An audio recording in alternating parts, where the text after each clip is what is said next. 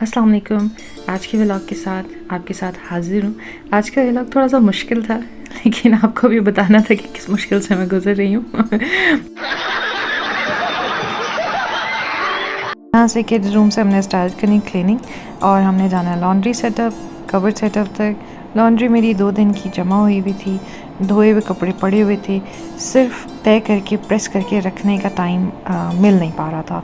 Actually time taking काम है, लेकिन मेरे लिए 2-3 वीक्स आसान हो जाते हैं। सिंपल तय करने वाले कपड़े जो होते हैं वो तो मैं रख देती हूँ, लेकिन जो प्रेस करने वाले कपड़े होते हैं वो थोड़ा टाइम टेकिंग होता है, तो उसके लिए मुझे टाइम निकालना पड़ता है।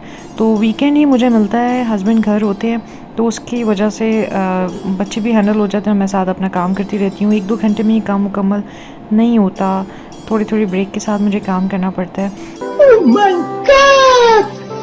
Wow!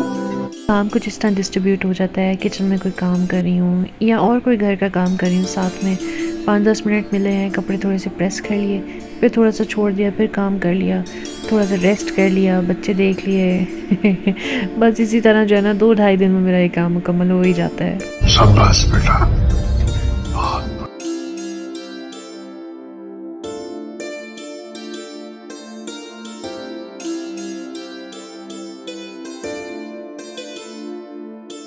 स्टार्टिंग में तो विदाउट हेल्पर समझ नहीं आती थी किस तरह से मैनेज करें, लेकिन आहिस्ता आहिस्ता खुद ही ये समझ आ गया, साथ साथ काम निपटाते जाएं बजाय कल पे डालने की, तो वो ज़्यादा बेहतर है, हेल्दी है। हेल्दी ऑप्शन है बेसिकली, क्योंकि कल को कोई तबीयत ख़राब हो जाए कोई पता नहीं होता, अल्लाह खैर करे। तो बेहतर यही है कि साथ साथ कपड़े धुलते जाएँ, साथ साथ कपड़े आप सेट करते जाएँ, उसी तरह क्लीनिंग करते जाएँ। आप भी कहेंगे कहाँ मैंने अपनी इस्त्री की दुकान खोल ली है। बेसिकली ये ड्रेसिंग टेबल है, इसका हार्ड सरफेस है, ऊंचा है, तो यहाँ पे इस्त्री करना मेरे लिए कदरे बेहतर होता है बजाय इस्त्री जो स्टैंड है उस पर करने की, क्योंकि वो छोटा है, लोअर हाइट है, तो ये ज़रा ठीक है मेरे हाइट के मुताबिक से ना, ठीक रहता है। हे रहा नहीं जाता, तड़प ही ऐसी है ना। नहीं, सोके।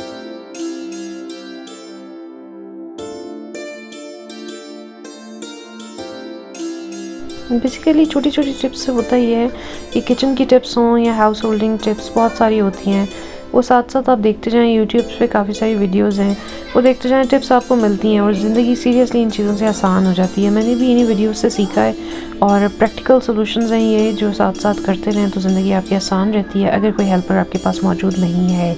और हेल्पर हों भी तो ये काम जो टाइम पे करने वाले होते हैं ना, बेसिकली होता ही आपकी ज़िंदगी आसान करने के लिए होते हैं, मुझे एक साथ सारा काम जमा करने के बावजूद मैं basically I am a lazy person, तो मुझे जो है वो मैं अब अपने आप से ही बचने के लिए जो है ना काम जो वो टाइम पे कर लेती हूँ, और मेरे लिए भी बेहतर होता है, घर वालों के लिए भी बेहतर होता है, क्योंकि वो एक काम का जो अंबार लगा होता है ना, वो देख के फिर थोड़ा सा तू क्या बोल रही है? चुप चुप हो जा, साथ में फिर चुप। अब बेसिकली टेंशन होने लगती है। टेंशन भी ये होती है कि मूड आपका ख़राब हो जाएगा, चिड़चिड़ापन होता है कि घर में बहुत सारे काम जो हैं बिखरे पड़े हैं, तो घर भी क्लीन नीट होगा, और ये मेरी आजमाई हुई चीज़ है, नीट क्लीन होगा आपका मूड भी अच्छा रहता है।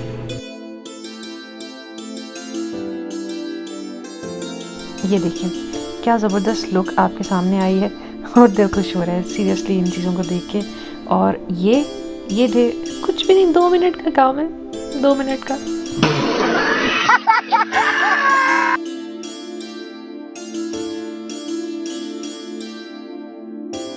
हाँ जी, 2 मिनट का तो काम नहीं था, बेसिकली वो ज़्यादा लंबा टाइम टेकिंग काम था। बहरहाल वो भी हो गया, मुकम्मल हो गया, और तकरीबन मेरे 30-35 मिनट्स लगे, वो उनकी भी शर्ट्स और उनके भी कवर रेडी हो गई।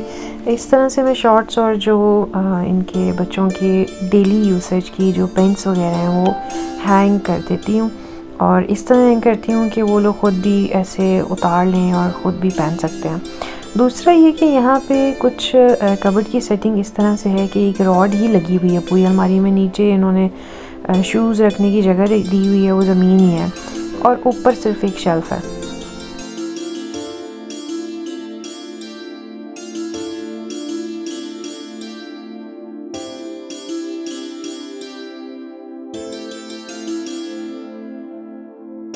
हैंगर्स मैंने ज़्यादा यूज़ नहीं, क्योंकि रॉड जो थी थोड़ी नाजुक हालत में थी, तो मुझे डर था कहीं वो गिर ना जाए। ज़्यादा हैंगर्स भी यूज़ करके इन चीज़ों को अरेंज मज़ीद अच्छा किया जा सकता है। बच्चों के हैंगर्स मिलते हैं, बच्चों के फैब्रिक शर्ट्स के भी हैंगर छोटे साइज़ के मिलते हैं, वो भी अच्छा हो जाता है, वो भी बड़ा अच्छा अरेंजमेंट हो जाती है आपके साथ साथ।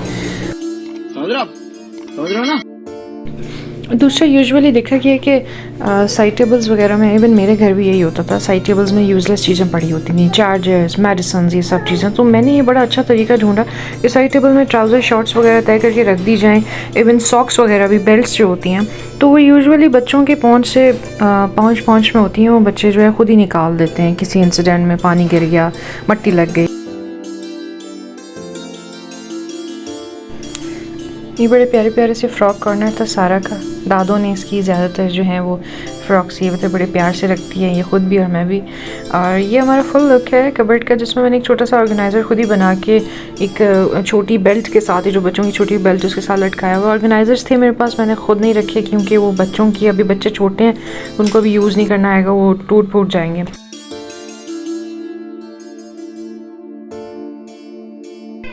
कुछ कपड़े पहले से प्रेस हुए हुए थे, कुछ बाद में किए हैं। इनकी भी शर्ट को मैंने इसी तरह रॉड पे हैंग कर दिया है। बेसिकली यहाँ की जो रॉड है ना, वो थोड़ी कमज़ोर सी है, इसलिए यहाँ पे मैंने ज़्यादा हैंगर का वज़न नहीं डाला।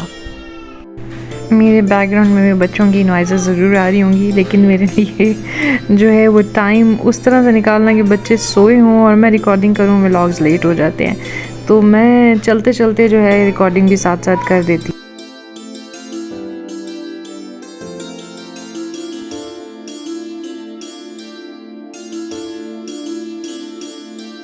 ये शानदार लुक था, जो इरिटेटिंग लुक था, जो इसकी वजह से मैंने ये सारी क्लीनिंग स्टार्ट की इनकी कबर्ड्स की। तो क्लीनिंग के बाद मैंने फिर इनकी कबर्ड्स का हशन ऐसे ठीक किया था। लेकिन यार यहाँ में पिघल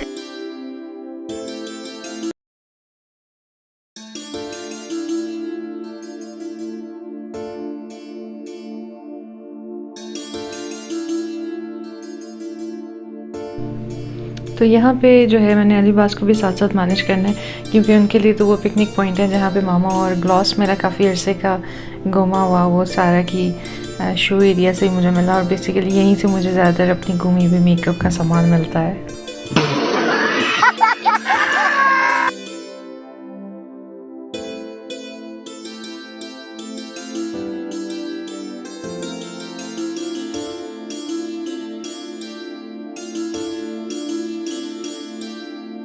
छोटे बच्चों को वैसे भी मामा के बगैर गुजारे नहीं है। जहाँ मामा न होने वहाँ इन्होंने ज़रूर होना है, और इनकी पिकनिक हो जाती है जहाँ पे मामा काम कर रही हूँ स्पेशली, और खुशियाँ चेक करें आप।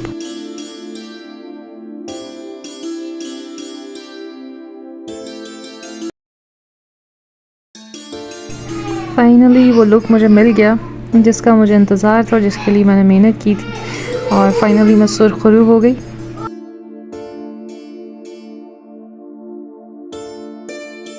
मेरे व्लॉग्स अच्छे लगे तो ज़रूर सब्सक्राइब कीजिएगा और कमेंट ज़रूर दीजिएगा, सजेशन ज़रूर दीजिएगा, प्लीज़ लाइक और सब्सक्राइब ज़रूर दीजिएगा। आपकी दुआओं की तलबगार। अल्लाह हाफिज़।